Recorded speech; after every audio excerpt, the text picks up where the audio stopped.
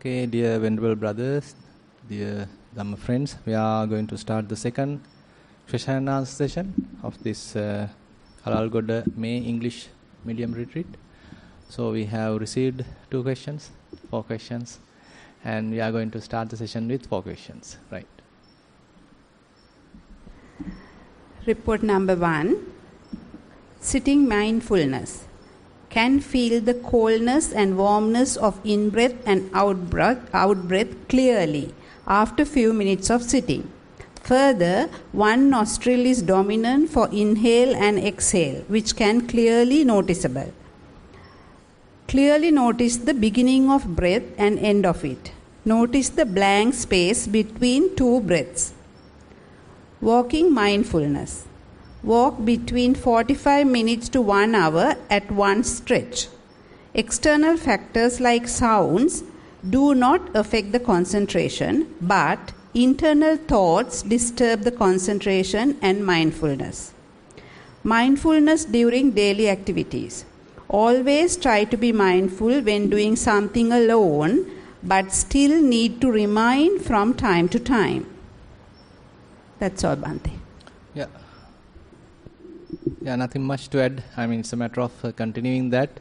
So basically, as you are developing more and more, it is very much like you get more collected mind, kind of being aware of everything. We can say it as self-awareness is improving.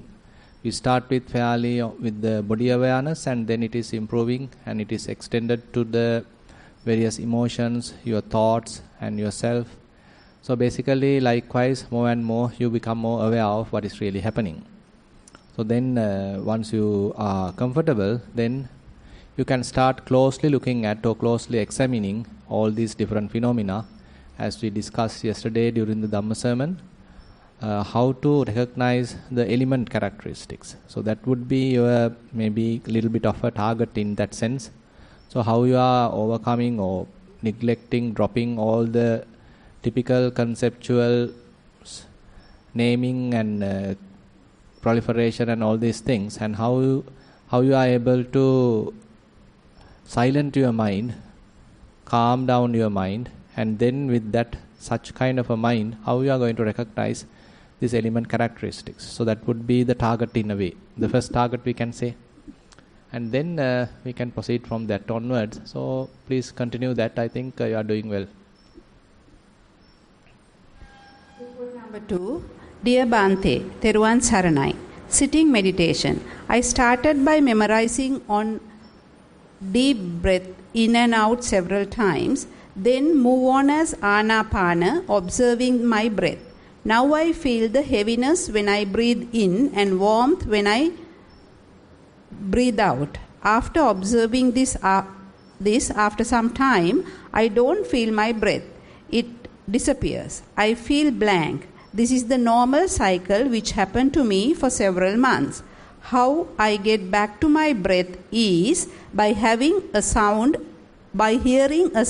or a noise. Then I again observe my breath. Walking meditation.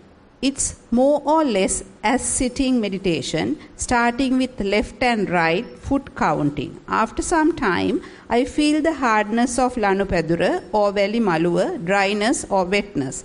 Then after some times, no feeling, just walking. Then with a thought, I come back to walk as left and right. Day to day. When I climb the steps in my house, now I feel the tightness of my leg muscles.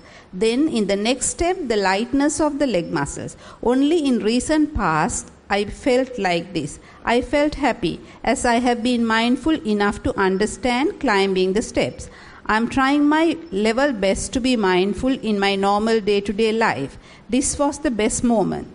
Bhante, kindly advise for improvements. Wishing you happy, healthy and longer life and nirvana. Theruvan Saranai. Yeah, may I know who has written it? Yeah. Okay. I think yeah,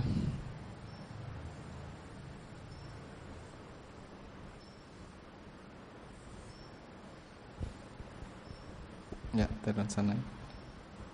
Yeah, we already had a little discussion. Anyway, now, are you purposely trying to pay attention and then establish mindfulness, or is it kind of happening right now in a more natural way? When it comes for sitting mindfulness, Bhante, like first I start with Anapana. Right. That I think purposely. You do purposely? Yes. Right. That's how I start, like with deep breath in and out for several times. Right. And then it becomes normal Anapana. And then after some times, I don't feel breathing in and out. Then what has happened to your attention? Is it dropping away, or you are sleeping or fully aware? That's it's sometimes I'm aware of this blankfulness. Sometimes maybe I'm sleeping. I'm not sure about that. Okay. Sometimes I'm aware of. I don't have any thoughts. I'm seeing that. Seeing what?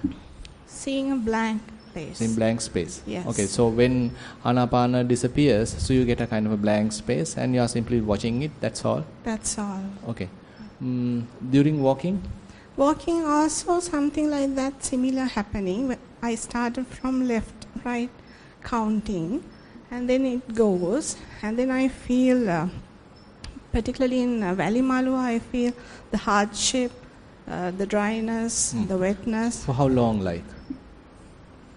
At the beginning, maybe 10 to 15 minutes, I feel like that. 15 minutes? Yes. Right. And after that, I just walk. This has happened to me last Tuesday at Nissarana Vanaya also. Right. And I just walk. I don't hear things and no thoughts are coming. Like I just walk. Right. And then in some instance, if I hear something or if a thought comes, then again I go to my left, right, that counting. Yeah. I think, okay. Then, I mean, if you can maintain that state, now say during Anapanasati you are coming to this state, and again while walking also after some time you are coming to this state. So once you arrive this state, can you see any similarities? The same state that you are arriving by both methods? I feel it's similar. Similar. Yeah. So I also feel, I mean, as your explanation, it seems like the same thing that you are arriving, and it is something that you can familiar with. And can you maintain at that level for some time? Not much, maybe 10 to 15 minutes. Okay. Yeah. Fine. Maybe you can enhance it. Try to enhance it. So anyway, by recognizing now, if you can simply look at your mind, say time to time, say during daily activities. Are you feeling that it is too much talking, or has it become fairly silent, or what is the state like? Last week, of course, it's too much of talking. But sometimes. So were you able to recognize that talking? Yes. Okay, yes. So not being caught up with it?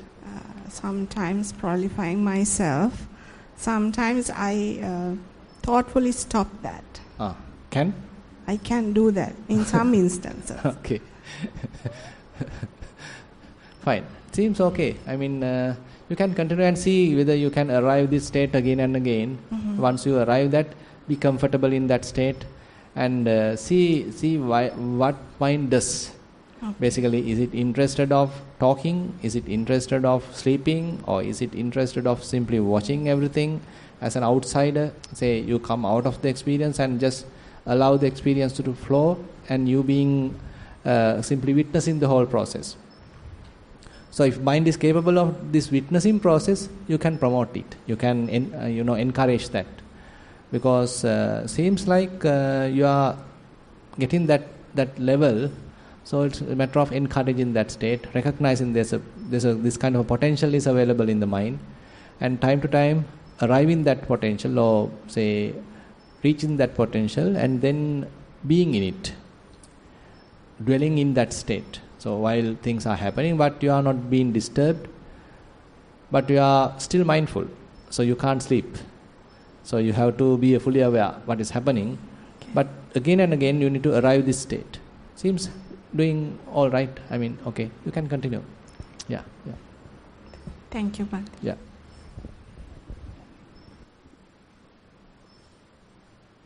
Report number 3. Most Venerable Bhante, I have been meditating for a few years. I am able to maintain mindfulness in general during day-to-day activities with some lapses. However, if there is a pressing issue at hand, I have a tendency to ruminate and fixate upon it. This doesn't generally affect my anapanasati, but it affects walking meditation a lot. This is a personality trait of mine which I am keen to get rid of. Please advise Bhante. Yeah. With all gratitude, Thero and Saranai. Yeah. I think, recognizing itself is one of the important thing. So rather than you have a kind of a forceful approach to get rid of it. So that's a kind of not the proper way of putting it. So recognizing it, acknowledging it, being peaceful with it is the approach. So recognizing the trait is the most important thing. So typically what happens is we can't even recognize it. We simply again and again become, victimized to it. But now you are capable of recognizing it. Okay, this is a kind of a trend available, kind of a trait available, habit available. But you are watching it as an outsider, but not being a victim to that whole process. And simply allow that to happen under your supervision, but don't participate in it, don't get carried away by that, and simply allow it to fade away by itself. So it has the nature to pass away. So don't try to suppress either. So allow it to come up or surface up and recognize it and simply let it go. So don't try to suppress it, don't try to get rid of it. Trying to get rid of it is another way of promoting it. Rather, what we do is recognizing it and let it be, and then it will naturally, as a matter of its own characteristic, it will fade away. So then slowly, next time when it is coming, it becomes more weaker. Next time again weaker. So likewise, things may slowly, completely fade off. So that is the typical approach, the proper approach that we need to take. Rather than trying to get rid of something or suppress something, both are, going to the extremes. Yeah. Report number 4.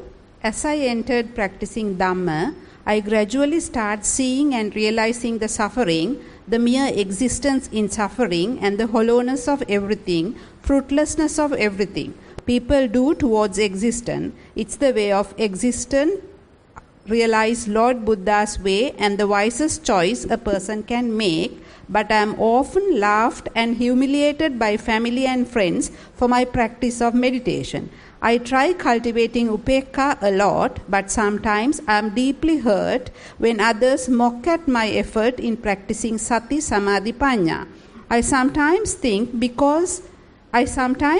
maybe because not everyone understands dukkha, thus, they laugh at a person going towards a way out of it. Please advise me more on cultivating upekkha. Theruvan Saranai. Yeah, when you are telling that, actually I can remember one interesting statement by Most Venerable Matara Sri Jnanaram Mahathero. So he is telling, the spit, what's that, padikkama? Spittoon, right. So he says, during the past time, now it is much better. During the past, so people completely neglect the ones who are meditating, and they actually do kind of humiliation. And the Venerable Jnanaram Mahathero is telling that people don't consider these meditators like a spittoon. So don't even consider at least like a spittoon. So they are putting the meditators onto that level.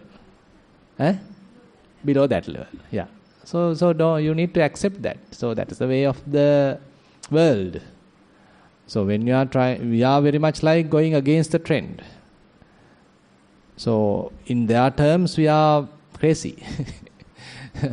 So in their terms, we also have to, get into the track and get into the trend, and we also have to do all the various things what others are doing. So that is the typical way of doing things. But when someone understands, okay, there is another alternative available, and this is a kind of a trade going on. I am simply forming a trade. I am fertilizing a trade. I am being driven by a trade. I am being driven by various cycles within me, certain patterns within me, and I need to overcome them. There should be a way out. So looking at it is in a way kind of a revolutionary activity that we are taking. So on such occasion, the others may feel that we are going crazy. Can't help.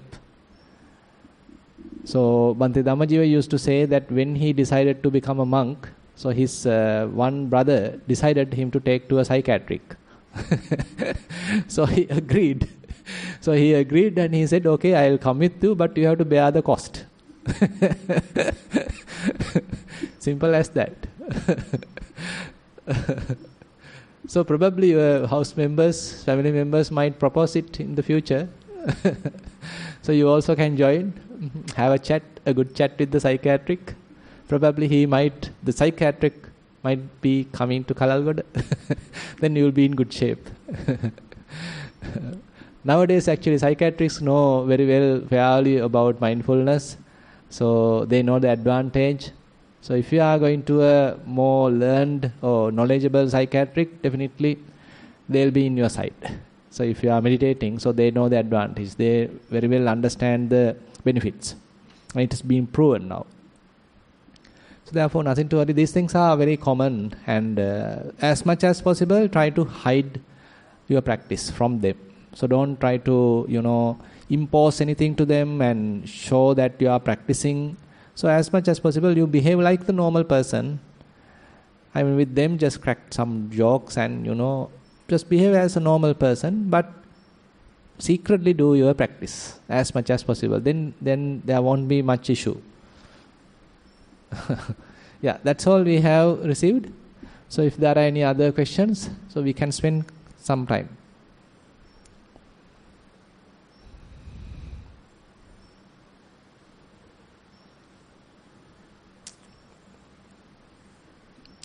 No questions? Good. Yeah.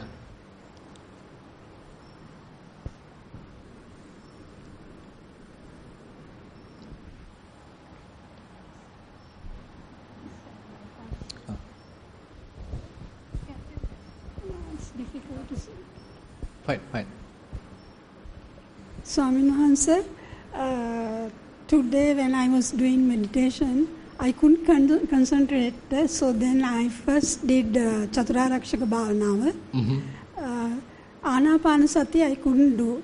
I don't know why today, but walking meditation, it was very good. Every day when I do, I can feel everything and I know. But the thing is, today I couldn't concentration on this Ānāpānasathi. So during that time, what are the things happened? Actually, the blankness it comes whenever I go to the garden. But at once it disappears and it's empty, Okay, while sitting, you can't feel Ānāpānasathi, but what you feel? I was trying to do today. I was thinking, why shouldn't I do this? Okay, now assume that's a separate thing. So you are trying to get Ānāpānasathi, but it is not happening. But at that time, what is available? Then only I did Chaturārakṣaka, especially Marananusati. At home also I do that. Home I can't do Ānāpānasathi at all. So Why? I can't sit and do. I don't have that atmosphere at home. I see. So whenever. But how about trying to watch the mind? Because doing this Chaturārakṣaka good, but once you get its benefit, so you need to enhance, no. So every time doing Chaturārakṣaka is not the method. So at the beginning, when you are getting yourself to the track, then you can do this Chaturaraka, the guardian meditations. But later, you have to somehow establish yourself in the mindfulness practice, the Satipatthana practice. Yeah. One entry point is Anapanasati. Another possibility is observing rising and falling. Yeah. Another option is you can recognize any other sensations available throughout the body, or even you can watch the mind. Now So since you are practicing for a long time right now, Yeah. so how about simply watching the mind? Yeah. Right now, say that you don't need to sit, even at home, you don't need to sit to watch the mind while, say, engage with other activities. If you can, because you being a long time practitioner, probably that capacity may be available now. Because sometimes when we are practicing, we don't know what is the potential available or what's the level that mind has developed. So we can't measure it, no. So we again and again coming back and doing the Chaturaraka, but mind still has the capacity to do something better.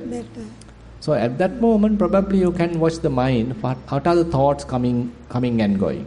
So if you can step back and watch thoughts and try to develop some understanding by observing their behavior, so that would be much beneficial than simply allowing your minds to, get involved with these guardian meditations. So probably you can try that. Even here, while walking, see whether you can watch the mind and see how thoughts are coming and going. So don't participate in it, by the way. I mean, don't get carried away by with it. But you have to have the capacity to watch them in a more objective manner, without being participated, without being driven by them. So you are allowing thoughts to come and you are watching it, and then by themselves they will fade away. So that they are characteristic. That it is not we are doing it, rather they have that kind of its own characteristics that you need to understand. So that's what I am trying to say. So we need to understand their true nature by observing them. It is not that just because Buddha has mentioned that, or we simply faithfully accept it. Rather, we allow the mind to operate in its typical way, thinking way, but we can step back and watch it now. And now a thought happened and we are watching how it is behaving. And it is slowly, fades off. And another one happened. Now you watch it and you see how it is fading away. So likewise, you are now doing a little bit of an experiment within your mind. You can start that and see. Probably there may be more advancement that you can get by doing that. You can do it and see. So sometimes, the thoughts, I can't clarify it. What is the thought? That's the problem. So does that mean it quickly goes away? Yeah. No problem. It's no problem at all. So, now you need to understand the three characteristics Buddha mentioned. So, the arising you can recognize, quick passing away you can recognize. So, that means its existence is almost instantaneous. You can't expect it to exist for 1 minute, 2 minutes. They are not like that. So, they are almost momentary. So, understanding that is one important characteristic. So, what we are understanding is the impermanence, anicca.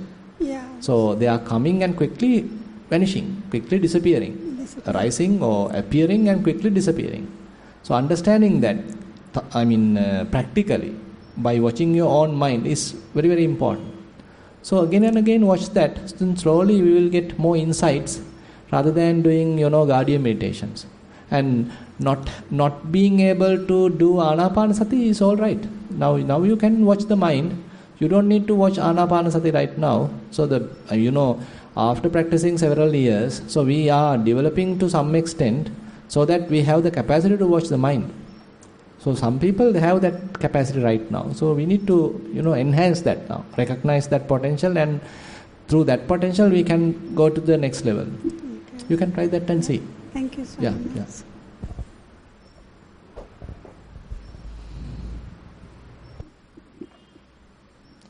Okay, no questions, no problems. Everything good?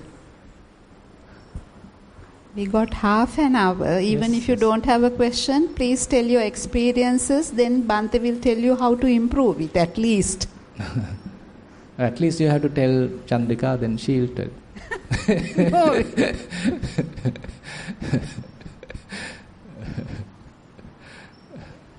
No.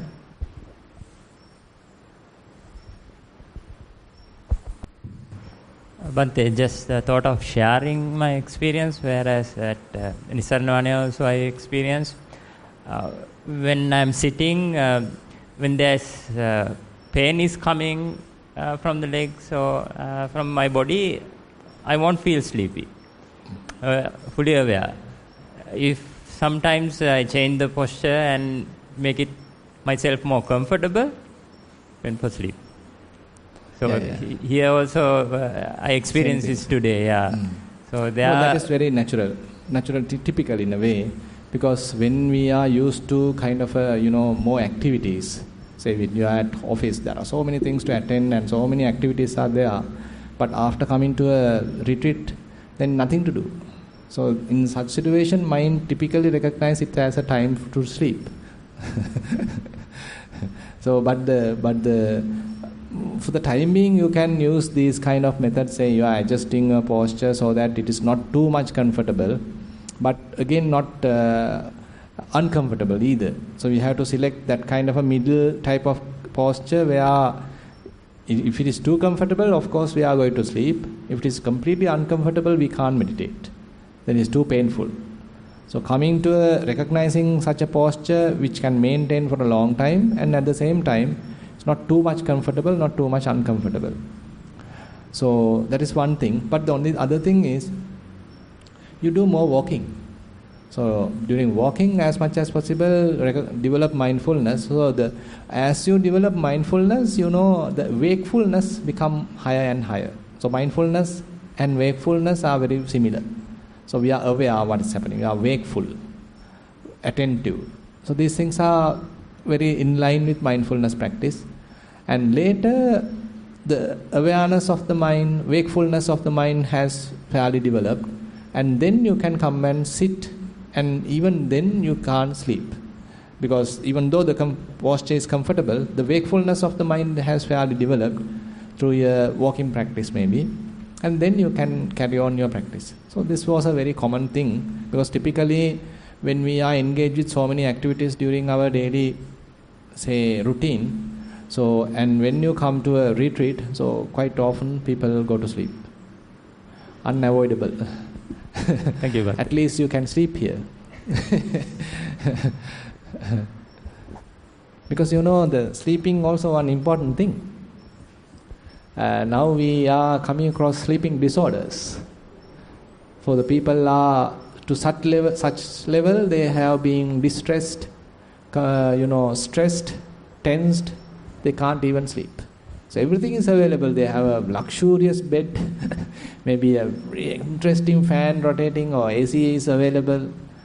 So everything is beautiful, maybe fragrance of flowers, but still can't sleep. This has become one of the major issues in the present day. Even though all the comfort is available, mind is not ready to sleep. And when you are not able to continuously sleep, what would be the next result?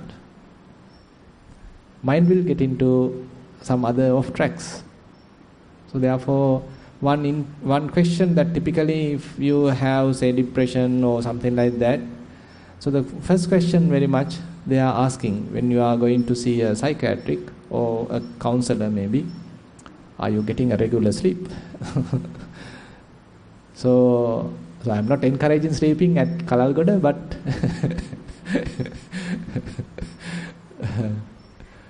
but anyway, when you are meditating, we need to have a good sleep also.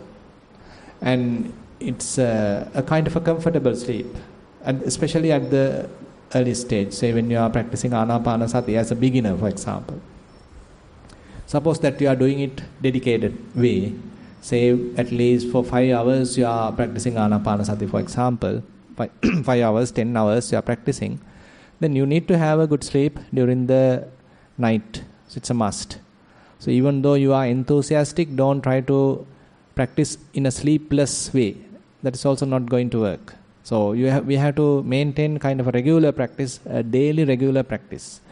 So that would be much better than try to have a strenuous practice, say 15 hours a day or something like that, 20 hours a day.